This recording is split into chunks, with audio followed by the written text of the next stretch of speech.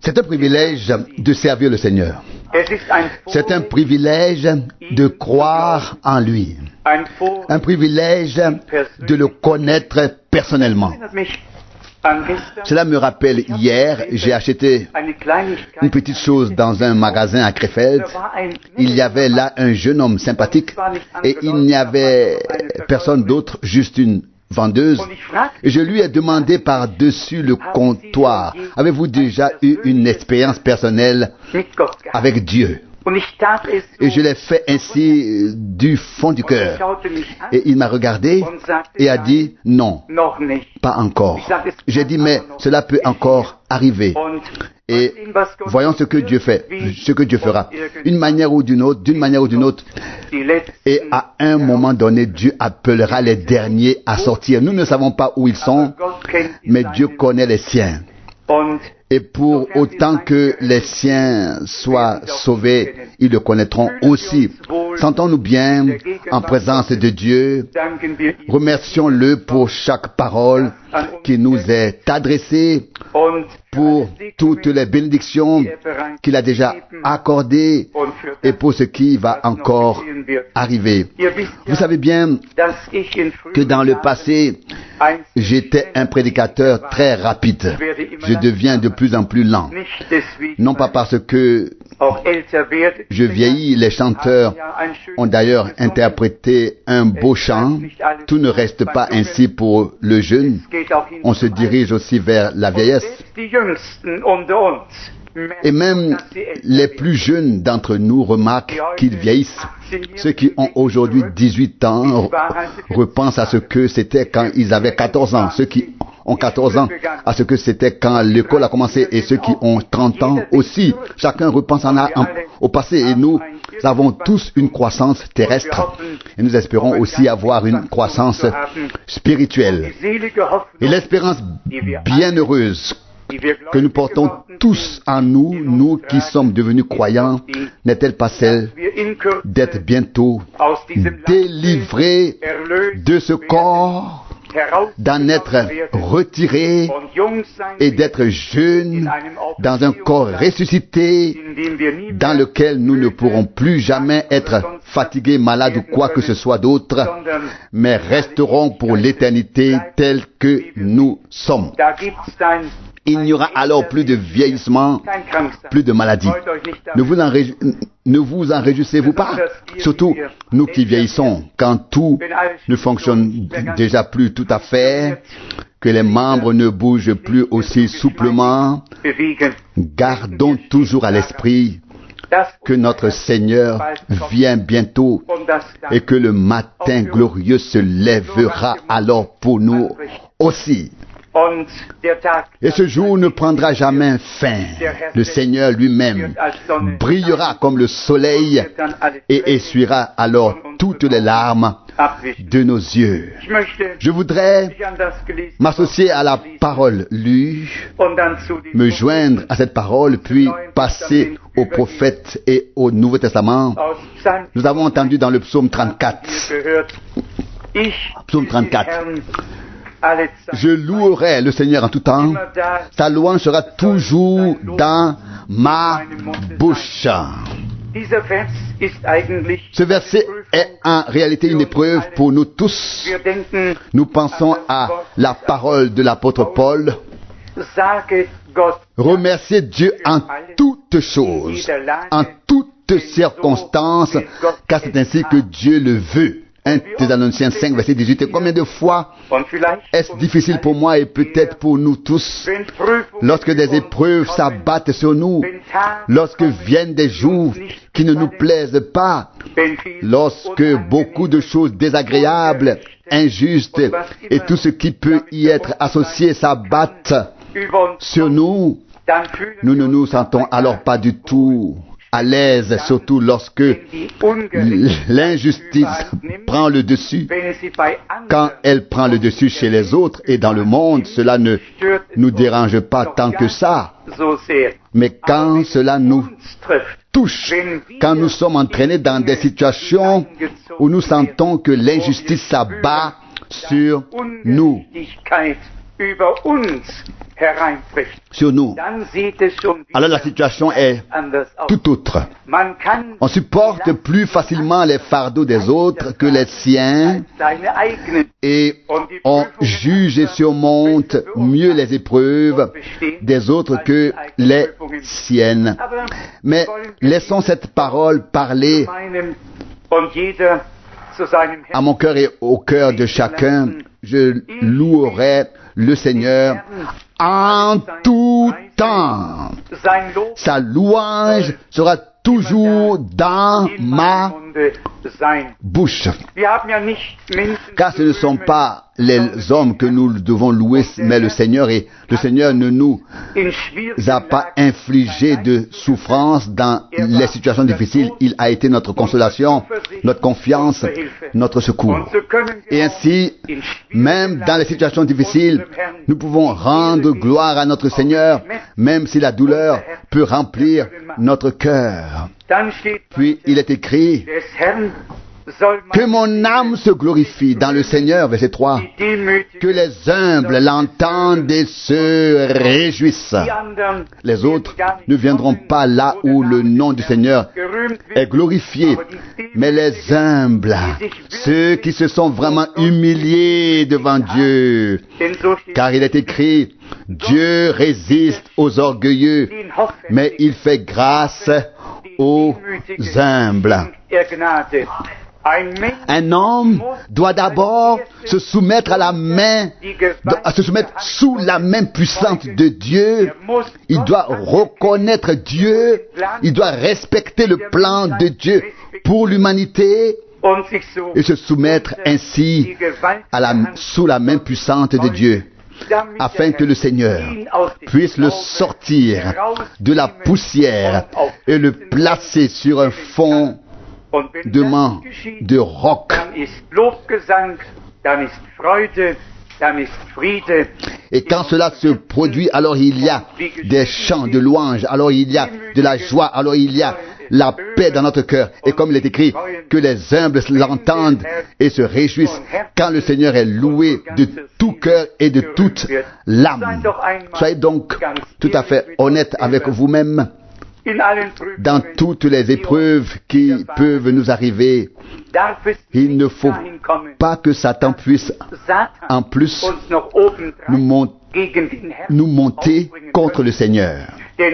Car c'est en effet très souvent le cas. D'abord, il veut nous précipiter dans quelque chose, puis dire, eh bien, vous voyez, c'est ce que le Seigneur a permis. Voulons-nous, s'il vous plaît, être toujours vigilants et placer toute notre confiance en Dieu et en la grâce et ne laisser aucune chance à Satan de nous suggérer quoi que ce soit dans nos pensées qui pourrait alors nous faire trébucher. Alors, comme cela a été déjà lu, glorifiez le Seigneur avec moi et ensemble élevons son nom. Verset 4, ça c'est le verset 4. Je souhaiterais parfois vraiment, et je pense aussi à Dieu, qu'il y ait parmi nous davantage de chants, de cantiques, de louanges, davantage d'adoration, une libre expression de ce que chacun ressent en présence de Dieu. Que celui qui veut louer loue, que celui qui veut dire Amen dise Amen, que celui qui veut crier Alléluia crie Alléluia. Que nous soyons simplement libérés de notre carcan et que nous puissions remercier le Seigneur avec franchise, que ce soit pour sa parole, pour sa grâce, pour ce qu'il a fait pour nous. En tout cas, les choses de la vie quotidienne ne doivent pas nous accabler au point que la joie dans le Seigneur ne puisse plus être notre force. Mais qu'en toute situation, en toutes circonstances, la joie dans le Seigneur reste notre force. Et alors, il nous accordera certainement aussi la grâce de prier pour nos ennemis. Et nous pourrions alors connaître le même sort que Job, qui a prié pour ses amis. Et Dieu a changé son destin. Et il se pourrait que si nous pouvons prier sincèrement et honnêtement pour ces personnes qui veulent nous nuire, si nous prions pour elles, alors Dieu pourrait bien changer notre destin et révéler son bras puissant. Puisse-t-il en être ainsi? Comme il a déjà été évoqué que nous sommes ici pour écouter la parole de Dieu, je voudrais lire quelques passages connus. Le premier est tiré d'Amos, chapitre 8, verset 11. Amos, chapitre 8, verset 11. Sachez-le bien, des jours viendront, ainsi parle le Seigneur Dieu, où j'enverrai la famine sur le pays, non pas une famine de pain ni une soif d'eau, mais une soif d'entendre les paroles du Seigneur.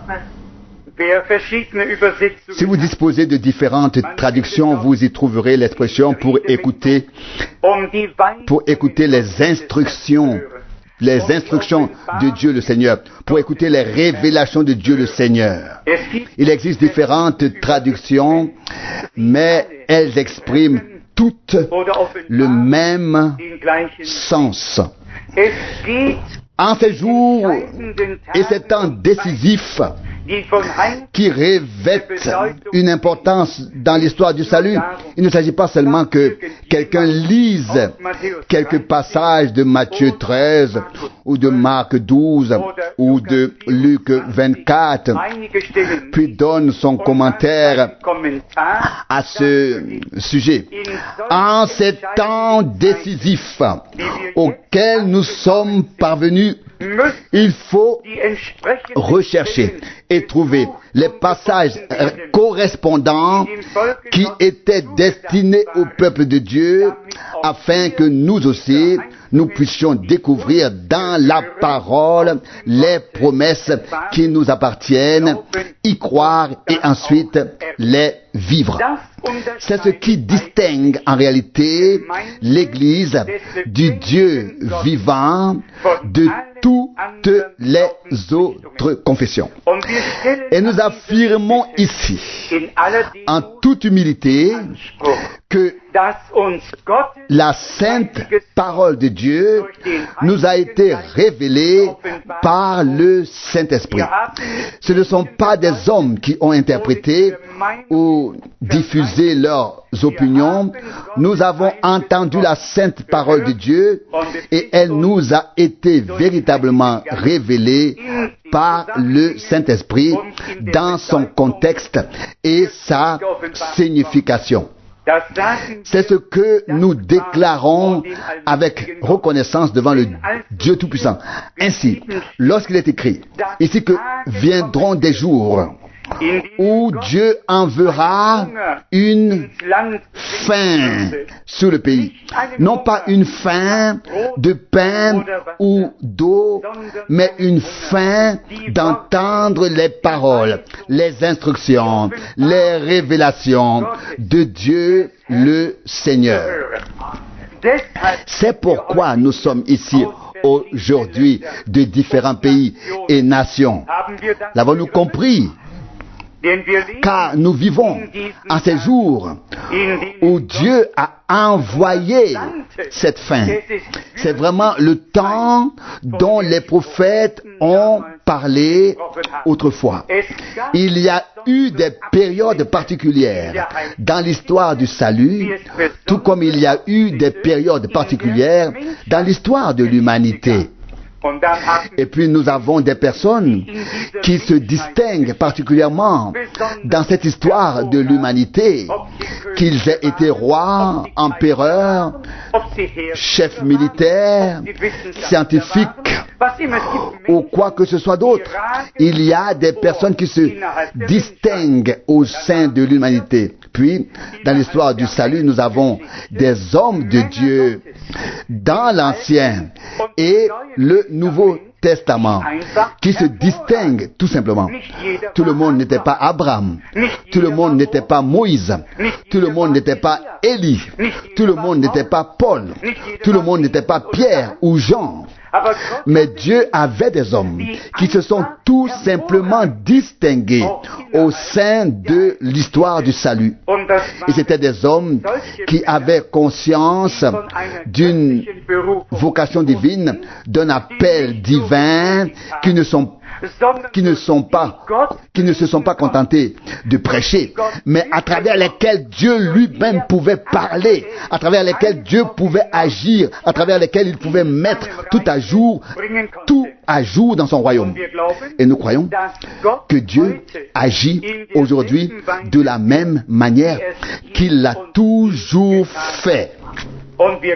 Et nous croyons qu'il doit avoir une bouche sur terre pour pouvoir parler lui-même, qu'il doit pouvoir agir, qu'il doit pouvoir se révéler.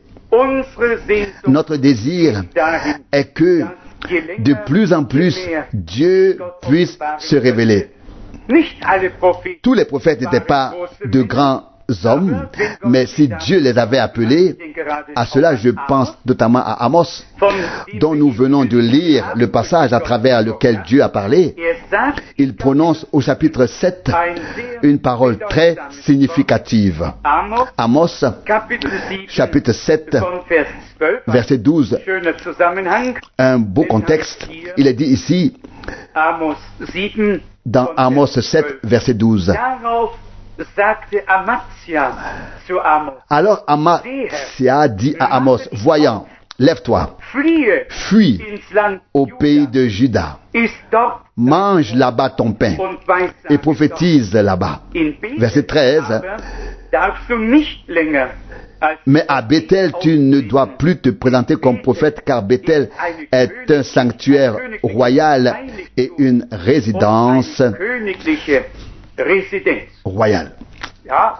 Oui, aujourd'hui on dirait une ville épiscopale avec une belle cathédrale, quelque chose de tout à fait remarquable. Et là, un prophète du Seigneur, un voyant, ne devait pas du tout prendre la parole. Oui, pourquoi pas? Parce que les gens n'étaient pas prêts à écouter ce que Dieu avait montré à cet homme. Le mot voyant revient souvent dans l'Ancien Testament, mais ici il est utilisé en lien direct avec le concept de prophète. Sur ce, Amatsia dit à Amos, voyant. Donc, les prophètes bibliques étaient donc des voyants. Ils voyaient en vision ce que Dieu leur révélait et leur montrait pour ensuite, par l'inspiration du Saint-Esprit, exposer et transmettre au peuple ce qu'ils avaient vu au nom du Seigneur. Et comme je l'ai dit, cet homme qui a dit « va-t'en, va manger ton pain ailleurs », etc., et ne prophétise pas ici, car Bethel est un sanctuaire royal et une résidence royale.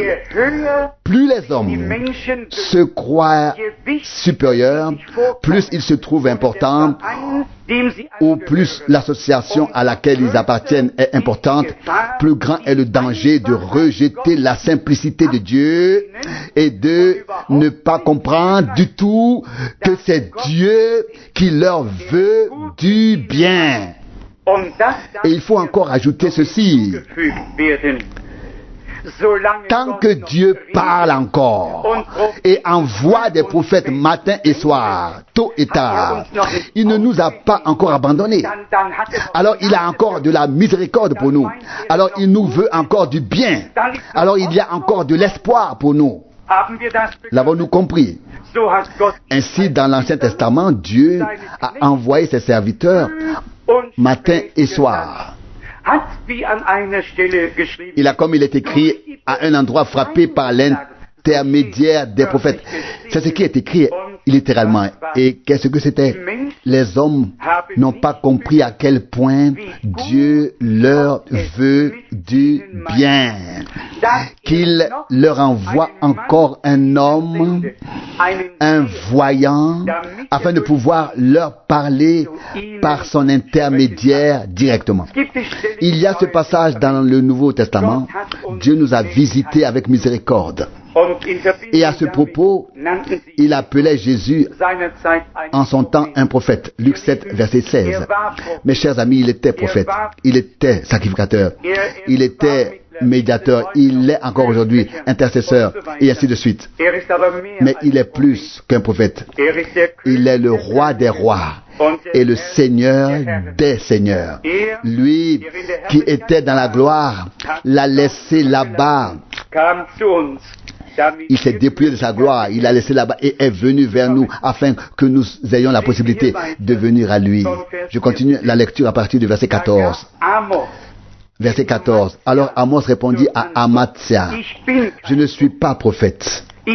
Je ne fais pas partie d'une école de prophètes, mais je suis berger, et je cultive des figues de mûrier. Vous voyez, il a dit exactement ce qu'il est. Il a dit très précisément ce qu'il est. David aurait pu dire, je suis berger. Chacun aurait pu dire ce qu'il était ou ce qu'il est de par sa nature. Mais un jour, l'appel divin est survenu dans sa vie et c'était fait. Une décision divine avait été prise. Heureux tout homme qui comprend l'ABC de la foi, à savoir respecter les décisions divines. Celui qui ne peut pas respecter les décisions divines ne doit pas s'attendre à atteindre spirituellement son but avec Dieu.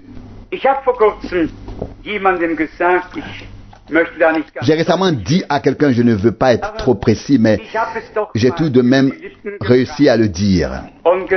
Vous êtes en train de passer à côté de ce que Dieu est en train de faire actuellement. Vous vous en moquez même, vous le blasphémez. Cela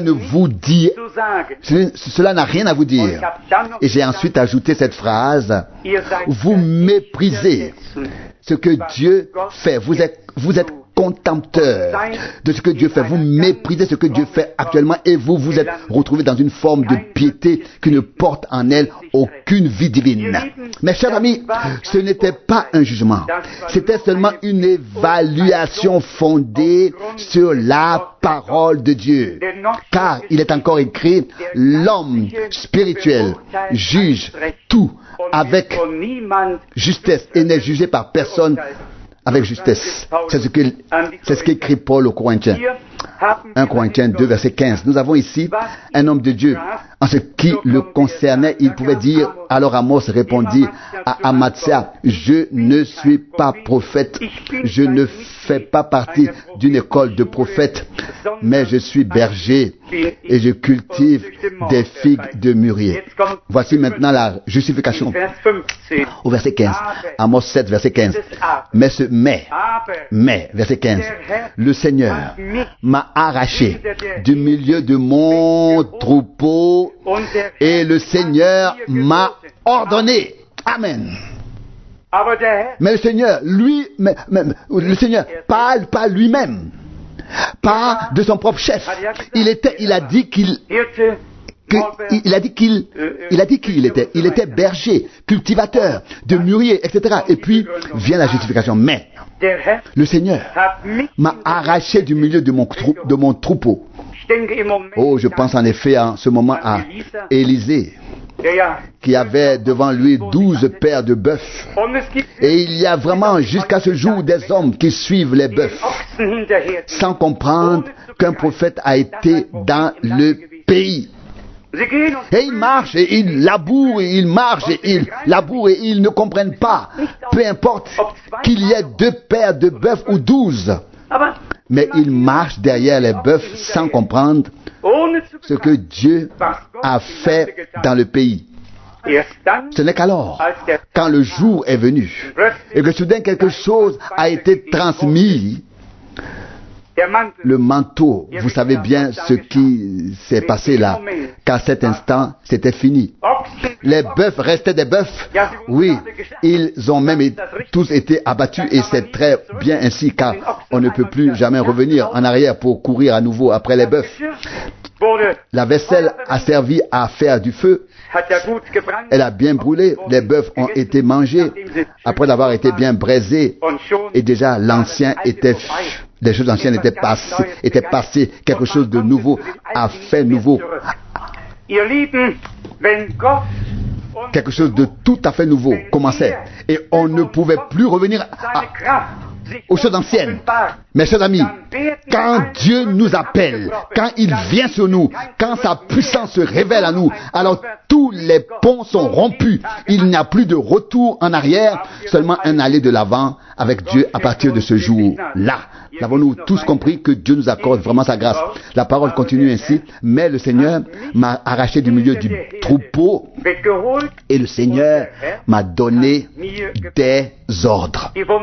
Comme c'est merveilleux. Mais écoutez encore ceci.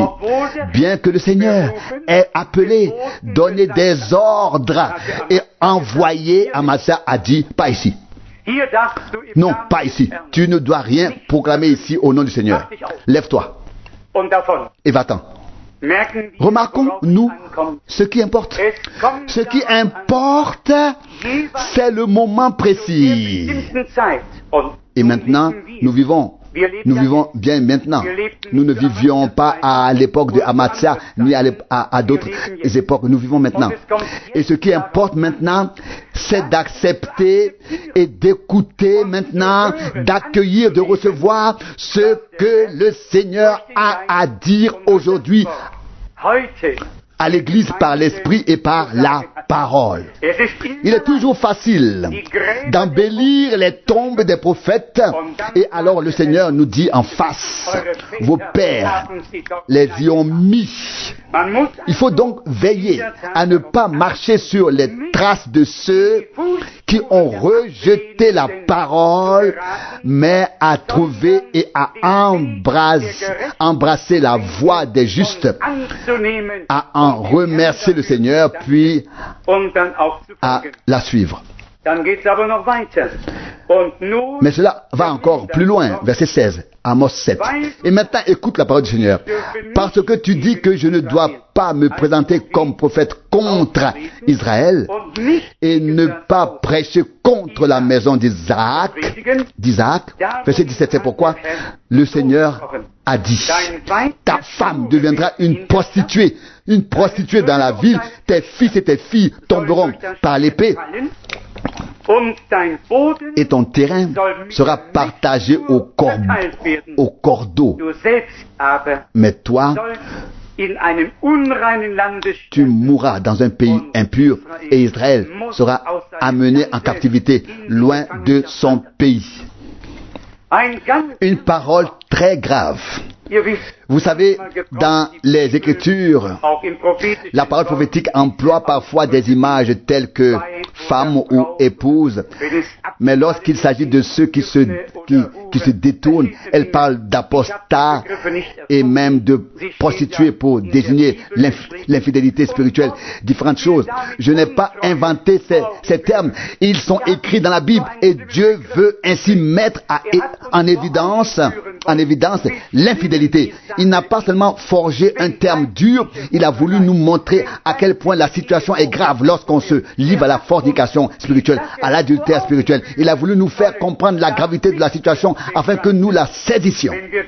Et si nous nous tournons vers l'Ancien Testament, les adultères devaient être lapidés et vous connaissez tous cette histoire.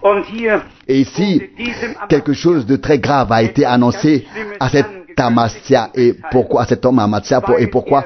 Parce qu'il n'était pas disposé à écouter la parole du Dieu vivant.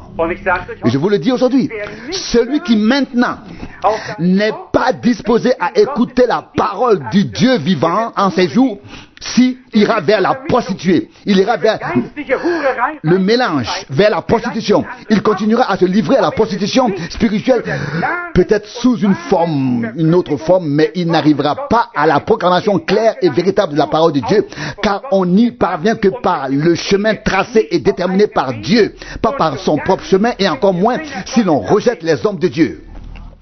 L'avons-nous compris? Telle était la conséquence à l'époque. Combien ont pris un bon départ, puis ont cherché jusqu'à ce qu'ils aient apparemment trouvé quelque chose, comme on me l'a encore dit hier au téléphone. Nous avons trouvé beaucoup de choses non bibliques chez vous. J'aimerais avoir devant moi celui qui peut poser sa main sur un passage de la Bible. J'aimerais l'avoir devant moi pour me montrer. Mais on peut le dire au téléphone, n'est-ce pas? C'est simplement ainsi avec Dieu. Celui qui n'accueille pas en lui l'amour de la vérité, qui ne suit pas intérieurement, doit croire maintenant au mensonge. Et celui qui croit au mensonge est sous l'influence satanique du serpent ancien, le vieux menteur. Je ne sais pas pourquoi j'y pense en ce moment, mais et j'espère que vous continuerez bientôt à chanter les cantiques du Pfingstjubel écrits par le pasteur Paul. Donc dans notre livre de chants appelé Cantique de Pentecôte, comme vous l'avez fait jusqu'à présent. Mais lorsque cet homme était sur son lit de mort, Luc avait écrit beaucoup de cantiques. Vous savez, bien qu'il n'a pas voulu se faire baptiser selon la Bible, il s'est accroché à la tradition jusqu'à la fin. Et deux phrases qui étaient probablement ces dernières, je les ai pas écrites, disaient: j'ai embrassé le vieux serpent. Les hommes qui chantaient dans l'esprit, qui en langue se réjouissaient, poussaient des cris de joie et louaient pendant des heures, ont entendu la vérité. Émile Mayer prêchait déjà à l'époque le baptême au nom de Jésus-Christ et d'autres vérités bibliques. Et il y avait des hommes qui passaient à côté. Mais ensuite vient le lit de mort. Quand on est dans son lit de mort et on se rend soudain compte qu'on n'a pas bu à la coupe de la bénédiction dont parle Paul. La coupe de bénédiction que nous bénissons, n'est-ce pas la communion avec le sang de Christ? Et comment pouvez-vous boire à la fois dans la coupe des... S'il vous plaît, que dit-on là dans 1 Corinthiens 10? Dois-je vous le lire? Comment pouvez-vous boire à la fois dans la coupe des démons et dans la coupe du Seigneur? C'est ce qui est écrit dans la Bible de chacun d'entre nous. Je vous le lis pour que vous sachiez qu'il est écrit. C'est 1 Corinthiens chapitre 10. 1 Corinthiens chapitre 10. Nous lisons ici à partir du verset, oui, peut-être à partir du verset 21 et 22. 1 Corinthiens 10, 21 et 22. Vous ne pouvez pas boire la coupe du Seigneur et la coupe des démons. Vous ne pouvez pas être à la table du Seigneur et à la table des démons. Verset 22. Ou bien voulons-nous provoquer la jalousie du Seigneur? Sommes-nous donc plus forts que lui? Si l'on lisait ces paroles partout, l'horreur se répandrait dans toute la salle et tous décrieraient avec indignation: nous, à la table des démons, je n'y pense même pas. Laisse-moi tranquille. Moi, jamais. Mes chers amis, qu'écrit Pierre, dans les derniers jours, des enseignements provenant des démons seront prêchés. Plutôt Paul, 1 Timothée 4, verset 1. L'avez-vous tous lu? Partout où ce n'est pas le Saint-Esprit qui inspire et où la parole claire et vraie de Dieu n'est pas prêchée, mais où les choses sont déformées, tordues, arrangées, c'est là que l'ennemi est à l'œuvre, comme dans le jardin d'Éden avec Ève, où il y a simplement où il a simplement déformé la parole. Et vous savez bien qu'il l'a fait avec élégance. Il a aussi parlé d'arbres, il a aussi parlé de fruits. Le Seigneur l'a fait aussi. Mais il a renversé la situation et c'était déjà fait. La femme d'Amastia a dû subir tout cela en punition du fait que lui, cet homme, et c'était bien le chef, celui qui avait le dernier mot, n'est-ce pas, qu'il n'ait pas accueilli ce que Dieu avait envoyé dans son temps. Pourquoi le Seigneur Jésus a-t-il dit, si j'envoie quelqu'un, celui qui l'accueille, celui qui le reçoit, me reçoit. Celui qui vous écoute, m'écoute. C'est ainsi qu'il est écrit dans la parole de Dieu. Ne vous inquiétez pas de ce que vous direz, car je vous inspirerai ce qu'il faut dire. Mais bien aimés, nous avons affaire spirituellement, et cela doit être souligné une fois de plus, à beaucoup de fornication, spirituellement, très certain. Mais Dieu ne le veut pas. Dieu veut une épouse sans tache et sans ride. Dieu ne veut pas que nous nous retrouvions là où les enseignements proviennent des démons et ont été arrangé, mais là où se trouve la table du Seigneur, là où la parole de Dieu nous est adressée, là où s'accomplit, je vais envoyer des jours, dit le Seigneur Dieu. Amos 8, verset 11, des jours, je vais envoyer une faim sur le pays, non pas une faim de pain, ni une soif d'eau, mais une faim d'entendre la parole du Seigneur. Et ces personnes seront arrachées à tout mélange spirituel et introduites dans le royaume de Dieu. Ils ont soif du lait pur de l'évangile et cela continue sans cesse vers l'enseignement, vers tout ce que Dieu a préparé pour nous. Je crois que c'est pour nous une très grande leçon. Et cela aussi mérite d'être souligné une fois encore. Il y a toujours eu des gens qui ont loué Dieu pour ce qu'il a fait à un moment donné et qui le louent déjà pour ce qu'il fera un jour. Car s'il fait quelque chose, il le fera bien sûr pour eux et parmi eux, ils y auront droit puisqu'ils l'attendent, mais ils passent actuellement à côté de ce que Dieu fait. Et nous l'avons souligné et mis en avant et à maintes reprises sur ce site.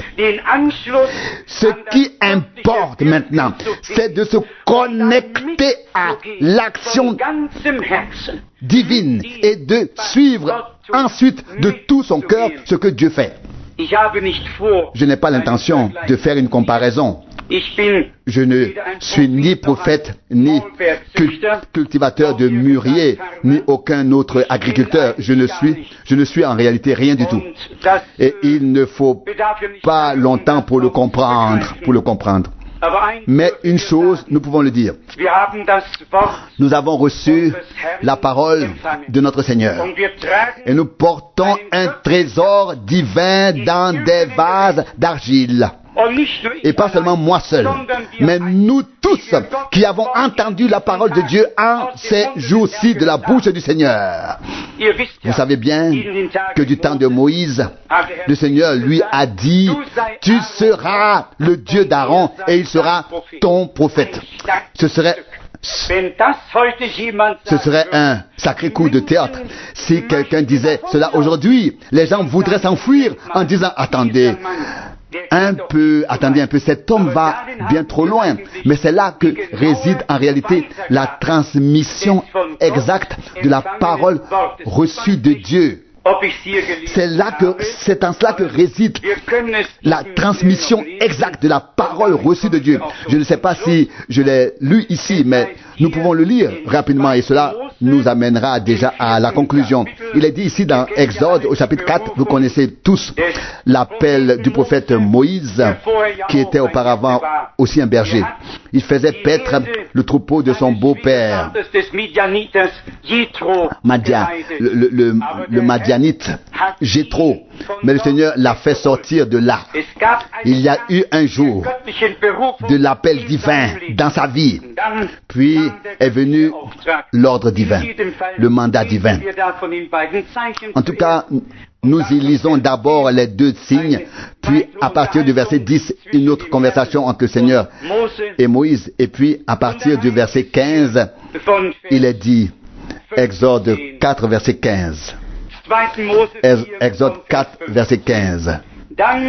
Tu lui parleras et tu mettras les paroles dans sa bouche. Curieux. Car voici qu'une personne à qui Dieu a parlé doit mettre dans la bouche d'une autre, chargée de transmettre la parole, ces paroles reçues de Dieu. Pourquoi en est-il ainsi? Aaron ne devait pas transmettre ses propres pensées, mais la parole sainte sortie de la bouche du Dieu Tout-Puissant. Et cette parole ne reviendra jamais vide, mais accomplira ce pourquoi Dieu l'a envoyé, car Dieu veille sur sa parole pour l'accomplir. Alors tu lui parleras et tu mettras les paroles dans sa bouche. Mais moi, je serai avec ta bouche et avec la sienne. Amen. Alléluia. Dieu n'était pas seulement avec la bouche des prophètes et des apôtres. Dieu veut être avec notre bouche maintenant. Si de notre bouche sortent les mêmes paroles que Dieu leur a révélées, alors il était avec eux, alors il est avec nous par grâce. Loué soit son nom glorieux. Et nous veillerons, nous nous garderons à ne pas apporter autre chose que la parole du Dieu vivant.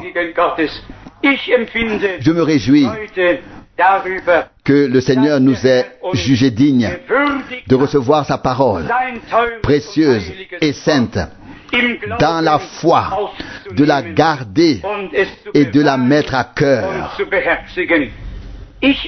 Mais moi, je serai avec ta bouche et avec la sienne. Et je vous dirai ce que vous devez faire. Il parlera donc au peuple à ta place, de telle sorte qu'il sera pour toi la bouche et que tu seras pour lui à la place de Dieu. Où ai-je lu cela? Dans le journal? Non. Dans un livre critique quelconque? Non. Dans la Bible. J'ai lu un passage du livre de Dieu. Pourquoi Dieu a-t-il dit aux prophètes, vous êtes des dieux? Pourquoi?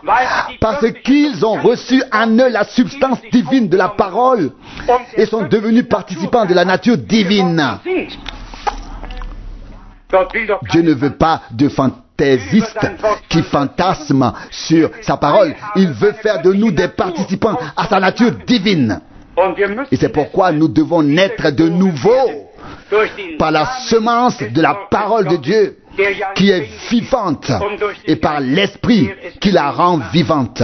Ainsi, en ce qui concerne Aaron, il est dit, il parlera donc au peuple en ton nom, de telle sorte qu'il soit pour toi la bouche et que tu sois pour lui à la place de Dieu. Nous avons ici l'ordre divin. Dieu envoie ses serviteurs et ses prophètes à toute heure.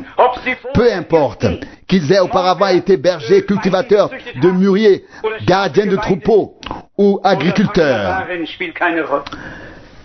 Nous devons respecter les décisions de Dieu. Heureux les hommes qui reconnaissent cet ordre divin jusqu'à ce jour et en rendent grâce à Dieu. Qu'a écrit Paul à son collaborateur Timothée? Tu as entendu les choses qui ont été enseignées. Confie-les à d'autres afin qu'eux aussi puissent à leur tour enseigner à d'autres. Ce doit être le même enseignement, la même parole. Tout doit être en fin de compte comme au commencement. Telles sont les voies de Dieu avec son peuple en ces jours. Dieu envoie, oui, Dieu a envoyé une fin parmi le peuple. Malheur à ceux qui ne perçoivent pas le temps et qui rejettent un ministère prophétique, comme l'a fait Amathia en son temps. Il ne reste alors qu'une seule chose, continuer dans la prostitution spirituelle, peu importe de quelle manière, sous quelle forme. Et c'est là le même esprit des dénominations dans lesquelles les hommes se concertent et décident ensemble. Ici, il ne s'agit pas de décisions prises par les hommes.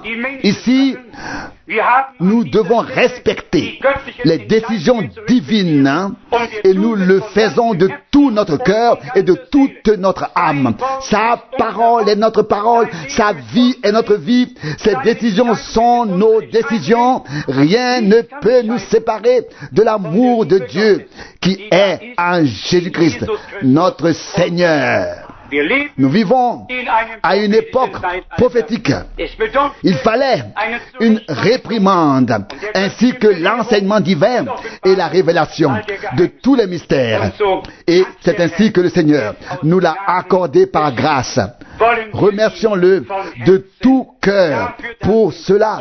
Et comme nous l'avons lu dans la parole d'introduction, louons ensemble le Seigneur et rendons-lui gloire. Lui qui a regardé son peuple avec miséricorde. Psaume 34, 4. Heureux ceux qui ont maintenant des oreilles pour entendre, qui n'ont pas le cœur endurci et qui ne disent pas, oh, cela ne nous concerne pas. Lève-toi, nous croyons ce que nous avons toujours cru. Nous n'avons pas besoin de cela.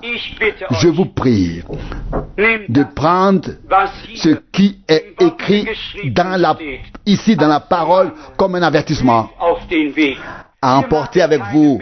Nous ne faisons peur à personne en ce lieu, mais la situation est si grave. Il s'agit ici d'être ou de ne pas être. Il s'agit de la vie ou de la mort. C'est tout ou rien. Celui qui s'oppose à Dieu maintenant ne peut tout de même pas être avec lui. Ou comment dois-je comprendre cela? Nous devons tout de même marcher avec Dieu maintenant pour être auprès de lui. Celui qui s'oppose à ce qu'il fait ne peut tout de même pas être pour lui. Et le Seigneur dit, celui qui n'est pas pour moi est contre moi, et celui qui ne rassemble pas avec moi disperse. Voulons-nous faire partie de ceux qui marchent avec lui, qui rassemblent avec lui, qui se réunissent en sa présence pour écouter sa parole et le remercier de tout cœur pour tout. Il a fait de grandes choses pour nous. À lui, le grand Dieu Tout-Puissant, soit la louange et l'honneur, la gloire et l'adoration, maintenant et pour l'éternité. Alléluia. Amen. Amen. Levons-nous et prions. Voudrais-tu prier, frère Rousse? Père Céleste, nous te remercions une fois de plus, tous ensemble, pour ta parole précieuse et sainte et vraie, qui a parlé à nos cœurs ce soir encore. Seigneur, nous te prions de faire en sorte qu'il n'y ait parmi nous personne qui rejette ta parole, qui remette en question tes paroles. Seigneur, oh garde, Seigneur, tous ceux qui sont ici, afin que nous recevions ta parole, que nous y croyions et que nous t'offrions notre remerciement, notre honneur et notre adoration, Seigneur, d'une seule bouche, Seigneur, car tu ne veux que le bien de ton peuple. Tu as fait sortir ton peuple, Seigneur, et ce qui n'appartient pas à ton troupeau s'éloignera de toi, ô Seigneur. Mais tes brebis écoutent ta voix, Seigneur, et elles te suivent, Seigneur, où que tu ailles. Et nous savons, Seigneur, où tu les conduis, Seigneur. Tu les conduis vers de verts pâturages, Seigneur, et tu les abreuves à des sources fraîches, Seigneur. Gloire et honneur, grâce et adoration, soit à toi l'agneau. Nous t'adorons et louons ton nom glorieux et merveilleux de Jésus. Alléluia. Amen. Amen.